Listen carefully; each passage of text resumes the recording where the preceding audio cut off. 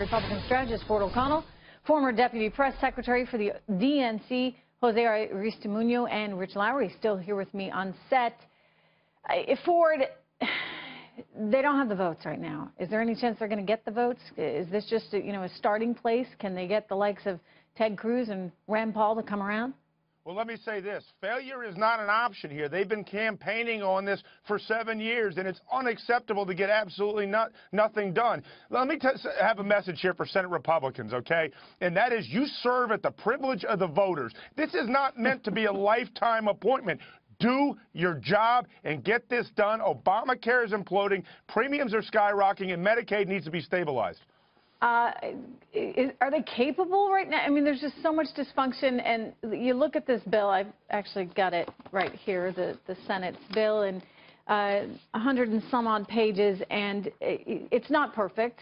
But I don't know if you're ever going to get perfect here, Rich. What you do need to get is a better system where employers and individuals are not stuck with this mandate to the point where it becomes so economically crippling. Yeah, so this is an incremental step at best in the right direction, but arguably a step. I need to look at it more carefully on where I ultimately come down on it. But in terms of the votes in the Senate, I think Rand Paul's a hard no. It's going to be very hard to get him. Kind of leadership's thought he'd be no matter what from the beginning. And I read Johnson, Lee, and Cruz as being a little bit more of a negotiating tactic. Not saying they're ultimately going to get there, but there's a chance to get him there. But the question is, how many vote shorts are they on the other side, on the left of the caucus, with senators like Susan Collins and Lisa Murkowski? So this, if it passes, and it might, it's going to be a high-wire act right to the very end because they have no margin for error. Jose, what's your biggest problem with what they're putting forward right now?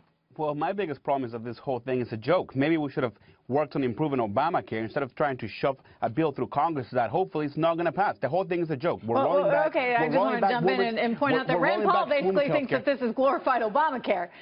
It's not enough of a switch. It's not enough of a change. Ending Medicaid expansion, rolling back women's health care, that's not Obamacare. This whole thing is a joke. It's going to be more expensive. It's going to be more expensive, and it's not going to work. Jose, look, there's 3 things on this earth I know to be true. Death, taxes, and no matter what is pushed through, Democrats are not going to help Republicans with replacing Obamacare. What I have to say, hold on, what I also have to say to Senate Republicans is you have to see the larger picture here. There is a prospect you could lose the House in 2018.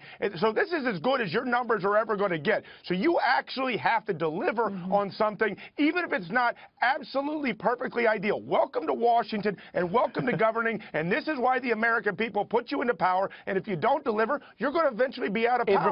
If Republicans maybe would have extended an invitation to Democrats to work together, maybe we would have taken it, but there was no invitation. You mean like that 2009 invitation you guys gave us? Come on, get real. Absolutely. We were on C-SPAN. We did a bunch of healthcare town halls. Come on, give me a break. You passed the leftmost bill you possibly could. Yeah. You passed the leftmost bill. Here's the reality, Jose, and I don't want to rehash all this, but the reality is people saw their insurance costs escalate. We saw insurers get out of the business altogether. You need to have a system that works for everyone.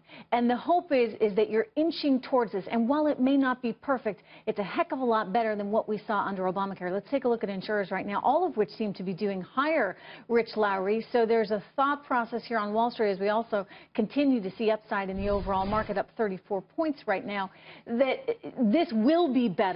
This will keep insurers in business because, don't forget, they have pulled out of markets entirely, one after another. It's not as though it's an option to maintain the Obamacare status quo. It is slowly collapsing around us. You have insurers pulling out. You have premiums spiking.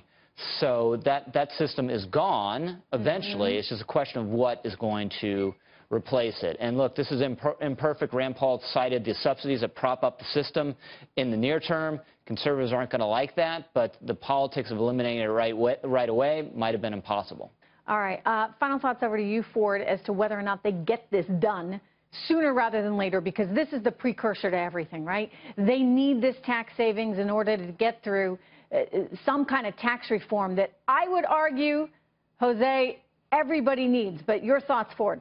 Well, 2 points to that. Look, they don't have to get this done by next Thursday, but it has to be done before the August recess because they're going to be bumping up against September 30th, which is budget reconciliation. They're going to need budget reconciliation twice to pass tax reform and to pass this. So, therefore, they've got to get this done by September 30th. And you're absolutely right, Trish. They've got to move on to tax reform because that is the important thing here. Donald John Trump is the jobs president. And if you cannot get the jobs bill through, which is what tax reform is, which is putting people back to work and putting money back in the hands of hardworking Americans, I don't even know why we're here.